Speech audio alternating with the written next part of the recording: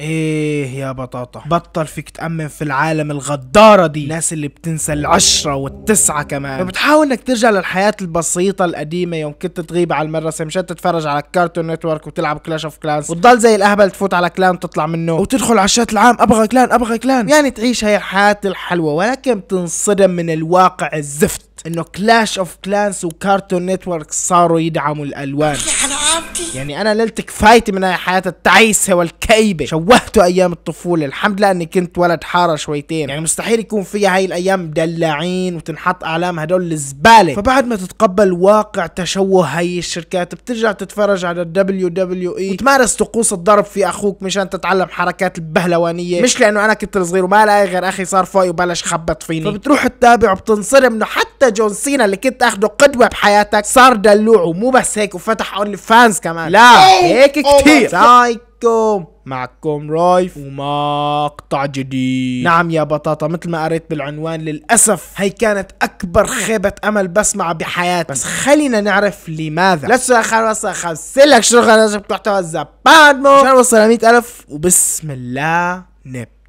شهر 6 بيعتبروه الشهر تبعه، بهذا الشهر الشركات تتفاعل معهم وانه واحنا معكم ومدري زفا. خلينا نبدا من بداية القصة كلها. يعني بعد ما صارت الحروب العالمية ومات كتير ناس فيها، فقل عدد الناس وزادت الثروات الهم، وهذا الشيء حلو، يعني بدل ما ياخذ الواحد حصة واحدة له صار بياخذ 3 و4 حصص، فهذا الشيء عجبهم. ازداد عدد البشر مع الوقت والى يومنا هذا وصلوا ل 8 مليار، يعني صار في تضخم، وهذا الموضوع كل الناس حكت عنه، خلاص حيبطل في اكسجين تتنفسوا. لا مش لا بس انه صار في نقص. ليش؟ انه الصين عندهم قانون انه ما بتقدر تخلف غير ولد واحد تفرح فيه، والباقي على الكاب، اما اجهاض يعني قتل الولد اثناء الحمل او ما بعرف يعني زته بالبحر. والاجهاض كان شيء سيء او حرام بالديانه المسيحيه، ولكن بعد ضغط الولايات المتحده اللي معها فلوس الدنيا كلياتها قررت انه تخلي الكنائس يتكلموا ويسمحوا بالاجهاض، انه خلص عبيتوا العالم اولاد، وخاصه عندهم هذا الولد ما بتعرف ابن مين ولمين وكيف اجى لهون، اولاد بشكله يمكن فوق نسبه 90%. لا هي مش مسبه لهم، بس كل ولد بيجي بدون زواج فيا اسمه ابن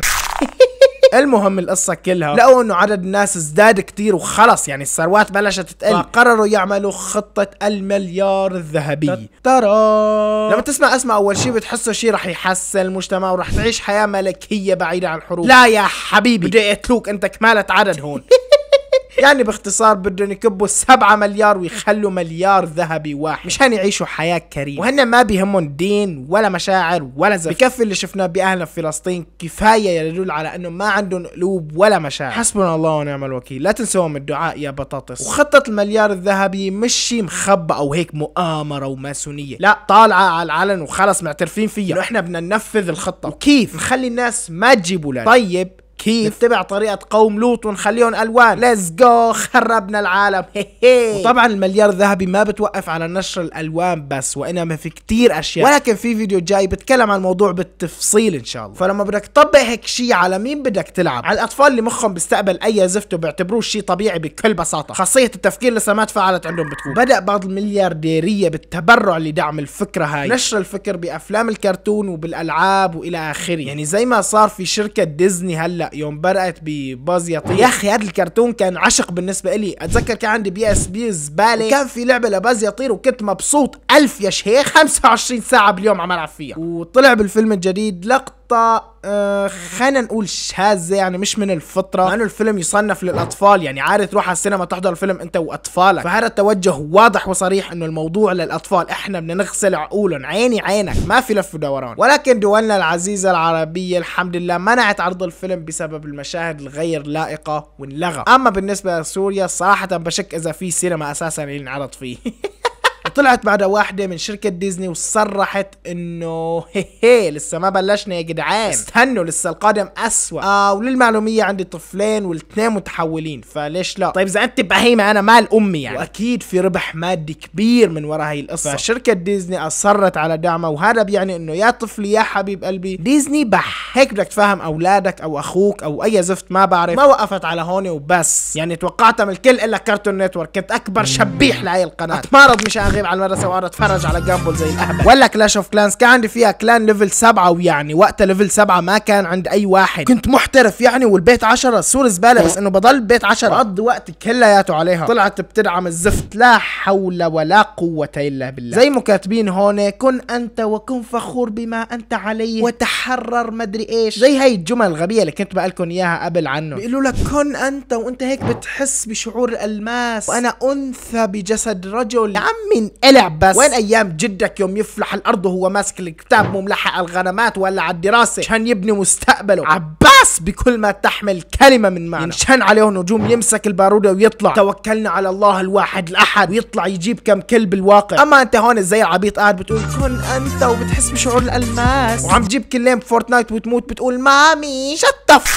مذر فذر. مش انت يعني، ولكن بتكلم عن الملون الدلوع. اكيد مش انت عزيزي البطاطس، انت ان شاء الله نحو طريق جيش الرجوله والجدعنه. وهي تغريده كارتون نتورك الزباله وبعض الصور اللي بتدعمهم والزفت. ما بعرف اذا الشركه العربيه نفس الشيء، بس افضل انه تترك جدها وتنبه اهلك منها وخلص، نعمل مقاطعه برضه لهي الالعاب والشركات. يا عمي بشو اسرى معك سبيس تون، قناه شباب المستقبل صنعت الطفوله والشباب على الفكر الرائع ومن انتاج سوري بح. اول مره بفتخر بشي طالع من عنا. برضه جون سينا الزباله قرر يمثل بافلام ويتقمص شخصيات البنت وقعد بتدلع كمان. هذا اكيد في حدا لعبان بمخه، يا اما الفلوس عمته وخلص كب العشاء. الزلمه قال بكفي زلوميه وزعت على البشريه عاد، هات لنتحول. لا حول ولا قوه الا بالله. مش بس هيك يعني، وصل لدرجه رخص مو طبيعيه، وسوى حساب اونلي فانز. ولك الو انت مخربط اخوي، وين يوم كنت تمعس رؤوس الاعداء واعتبرناك القدوه الحسنه، اخرتك الفلوس بتغيرك. ايه صدق من قال الفلوس بتغير النفوس، هلا بطلت تغير النفوس صارت تغير الجنوس.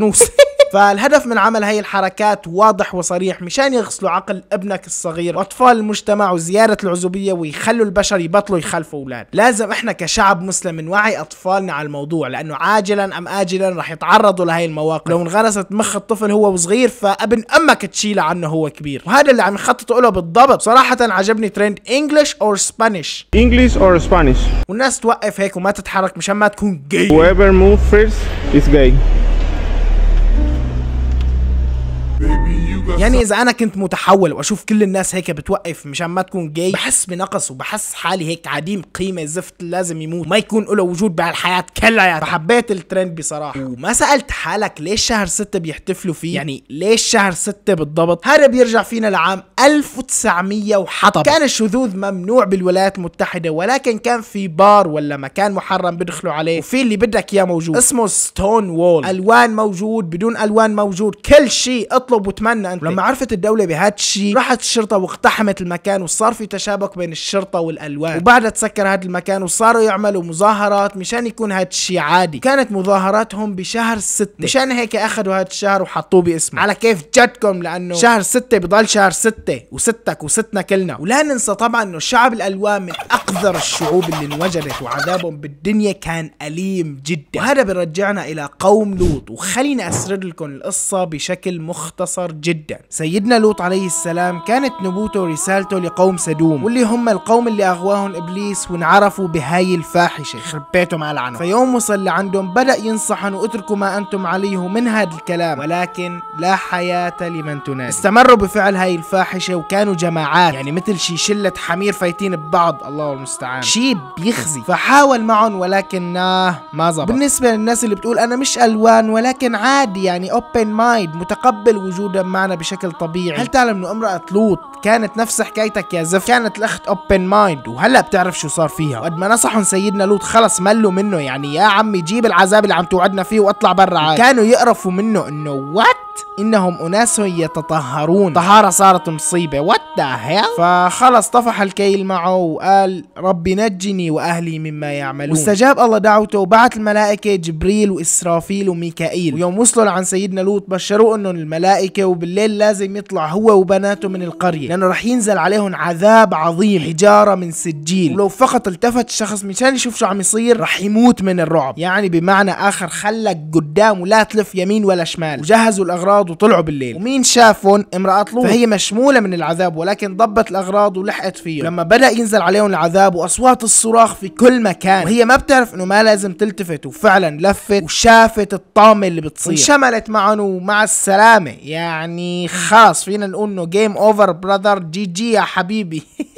ولا تنسى انه هي ما كانت معه، هي بس كانت متقبلة فكرة الالوان. هاي القصة باختصار. نعم يا عزيزي، هذا هو الهدف من كل هاي الضوجة الاعلامية للشذوذ، وفعلا عم ينجحوا في نسب كبيرة من الناس بتمشي ورا معتقداتهم. انتبهوا من الموضوع هذا وبس. هيك وخلص الفيديو، اتمنى يكون عجبكم يا جدعان. لا تنسوا خلينا نوصل 5 لايك. شكرا عجبكم محتوى الزبامة عشان نوصل ل 100,000. ونشوفكم في فيديو جاي. مع السلامة.